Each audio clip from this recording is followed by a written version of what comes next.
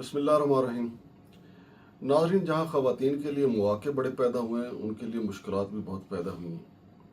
اسلام آباد میں ایک مقدمہ درج ہوا ہے۔ بٹ گرام سے تعلق رکھنے والی ایک میڈیکل ڈاکٹر نوجوان لڑکی ہے، اس نے یہ مقدمہ درج کروایا ہے۔ ہیلتھ سروس اکیڈمی کے جو وائس چانسلر ہیں ڈاکٹر شہزاد علی خان، ان کے خلاف یہ مقدمہ درج ہوا ہے۔ لڑکی کا کہنا ہے کہ مذکورہ ڈاکٹر شہزاد علی خان نے ان کو گاڑی میں تشدد کا نشانہ بنایا اور ان کو زخمی بھی کیا گیا۔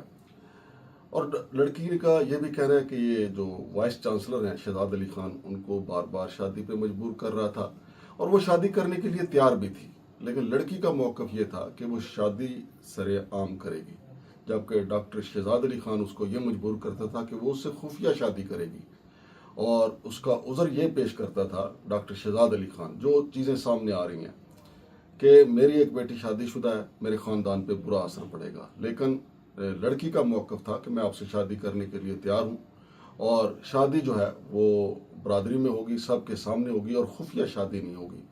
اس بات سے چالو تھے جناب ڈاکٹر شہزاد علی خان صاحب، اور ڈاکٹر شہزاد علی خان صاحب کی اس پہ اس سے تلخ کلامی ہوئی، اور یہ وقوع ہوا ہے 17 جولائی کو، اور پھر اس کے بعد یہ معاملات جو ہیں وہ بیچ بچاؤ کے صلح صفائی کی طرف بھی چلتے رہے، لیکن معاملہ طے نہیں ہوا۔ جبکہ دوسری طرف ڈاکٹر شہزاد علی خان کا جو موقف سامنے آیا، ان کا یہ کہنا ہے کہ یہ متوسط گھرانے کی یہ لیڈی ڈاکٹر ہیں، بٹ گرام سے ان کا تعلق ہے، میں ان کے گھر بھی گیا تھا، میں نے اس کا بڑا خیال رکھا، اس میں تو کوئی شک نہیں کہ ان کو ڈائریکٹر کی جاب بھی دی گئی۔ یہ ہیلتھ سروس اکیڈمی میں جو مذکورہ خاتون ہے، جس کا ہم نام نہیں لے رہے، یہ ڈائریکٹر کی جاب تھی ان کے پاس، اور اس وقوع کے بعد، اس ایف آئی آر کے بعد اس کو اس جاب سے فارغ کر دیا گیا۔ میں حیران ہوں کہ کیا یہ جاب صرف اس لیے تھی کہ جب تک وہ اس کے عشق کے ساتھ منسلک رہے وائس چانسلر کے تو جاب رہے گی، جو ہی اس نے انکار کیا یا مار پیٹ ہوئی ہے تو اس کی نوکری بھی چلے گی۔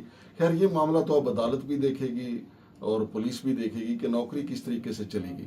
بہرحال شہزاد علی خان کا موقف یہ ہے کہ میں نے اس کو جاب بھی دی، اس کے علاوہ میں نے اس کو 4 کروڑ روپیہ دیا، 3 کروڑ روپیہ میں نے اس کو چیک کے ساتھ دیا تھا، 1 کروڑ روپیہ کیش دیا تھا، اور یہ عجیب بات ہے کہ اتنے پیسے ان کو دے دیے۔ اور شہزاد علی خان کا کہنا ہے کہ اس لڑکی نے میرے ساتھ وعدہ کیا تھا کہ وہ اس سے پراپرٹی خرید کر دے گی، تو وہ خود مرد ہیں وائس چانسلر صاحب، آپ کے لیے کیا مسئلہ تھا؟ آپ وائس چانسلر کے عہدے پہ ہیں، اتنے آپ کی شاگردیں خواتین اور بھی ہیں، اور مرد شاگرد بھی ہوں گے، اور اس کے علاوہ آپ کے اساتذہ یار دوست ہیں، آپ کے کئی پراپرٹی ڈیلر دوست ہوں گے۔ آپ نے 4 کروڑ روپیہ سیدھا ہی اس خاتون ڈاکٹر کے اکاؤنٹ میں ڈال دیا۔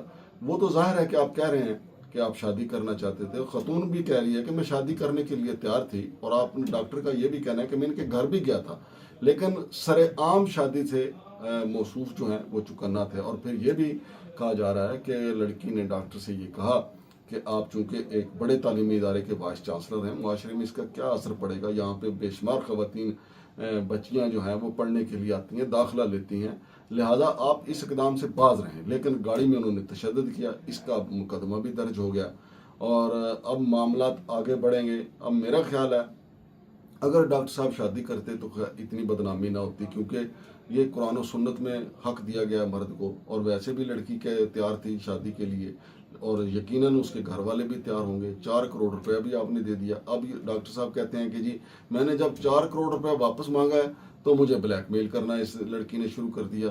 یہ بات کچھ دل میں نہیں اترتی ہے کہ لڑکی نے بلیک میل کرنا شروع کر دیا۔ 4 کروڑ روپیہ آپ اتنے بولے تھے کہ آپ نے 4 کروڑ روپیہ اس کے اکاؤنٹ میں ڈال دیا، اور پھر آپ نے اس کو کہا کہ جی آپ مجھے واپس دے دیں، اور آپ نے اتنا اعتبار کیا کہ وہ لڑکی آپ کو جو جائیداد خرید کے دے گی، وہاں سے یا تیل کا کنواں نکلے گا یا نیچے سے سونا نکلے گا۔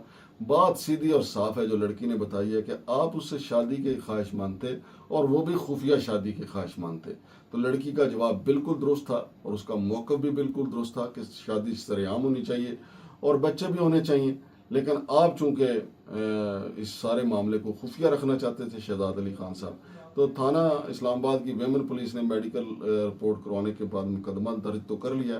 اب دیکھتے ہیں کہ تفتیش کیا رخ اختیار کرتی ہے۔ بہرحال میں نے جیسا کہ شروع میں کہا کہ خواتین کے لیے مواقع بڑے پیدا ہوئے ہیں کہ وہ تعلیم بھی حاصل کریں اور اس کے ساتھ ساتھ وہ نوکریاں بھی حاصل کریں، لیکن جہاں جاتے ہیں ہراسگی کے معاملات ضرور سامنے آتے ہیں۔ کوئی نہ کوئی جنسی بھیڑیا وہاں پہ ایسا بیٹھا ہوتا ہے جو ان کو ہراساں کرتا ہے، اور اس معاملے میں تو اگر دیکھا جائے تو لڑکی بالکل رائٹ پہ کھڑی ہوئی نظر آتی ہے۔